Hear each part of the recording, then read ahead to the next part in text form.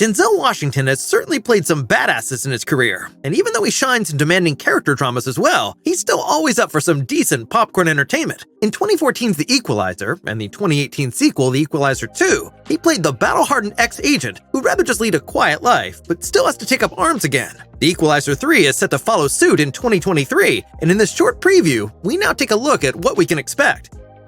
Let's take a look at the story of the Equalizer franchise. The plot is about the retired government agent Robert McCall, who has a modest job in a Boston hardware store. He leads a secluded and humble life and likes to spend his sleepless nights in a diner. There, he meets the young forced prostitute Alina, who is made to work for the notorious Russian gangster Slavy. After some incidents, McCall, who worked for the Defensive Intelligence Agency, decides to ransom the young girl with his savings. When this fails, he kills Slavy and his accomplices in the most precise and impressive way, without getting a single scratch himself. Afterwards, the Russian mafia tries to investigate the incident with the help of their specialist, Teddy Ranson. The evidence quickly leads to Robert, who is forced to get rid of Ranson and his comrades in arms once and for all. The second part connects to the original, and here again fans of the series were treated to many elaborate action scenes. The focus is once again on Robert McCall, who now lives in an apartment complex and works as a cab driver. Behind the middle-class guys, however, Robert continues to uphold justice in the second part as well. So, right at the beginning of the film, you can see him taking out countless bad guys on a train to Istanbul.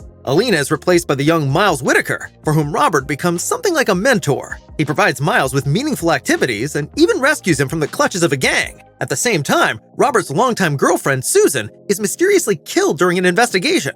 McCall eventually tracks down the killer and is then confronted with the abduction of his protege, Miles. The big showdown between Robert and villain Dave York finally takes place in the protagonist's hometown, where he once again manages to take out the bad guys. In the end, McCall moves back into his old house, which he lived in with his wife at the time, and Miles succeeds in getting into college thanks to his mentor. As for the upcoming third part, there is no in-depth information about the plot yet.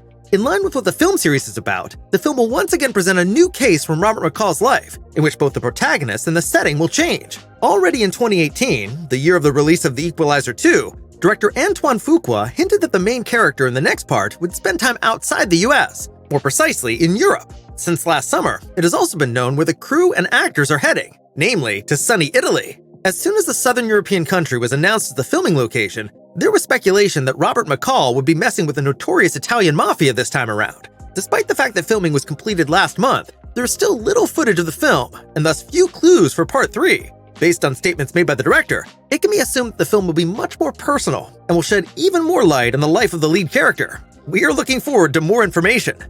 The Equalizer 3 was shot in Rome, Naples, Sardinia, Sicily, as well as in smaller villages in Italy, among other locations. The Associated Images, released last October, show some of the crew involved in the project, including director Antoine Fuqua and Washington's co-stars Dakota Fanning and Gaius Scodelario. Both are among the new cast members in The Equalizer 3, but it is not known precisely what roles they will play.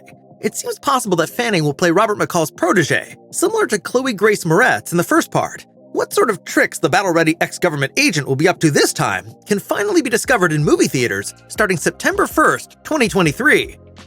How did you like the two Equalizer movies so far? Both Keanu Reeves as John Wick and Liam Neeson in the Taken film series have already shown that aging ex-killers are not to be joked about in the world of film. We are eager to find out how Denzel Washington performs in The Equalizer 3 and whether we can expect further installments of the franchise.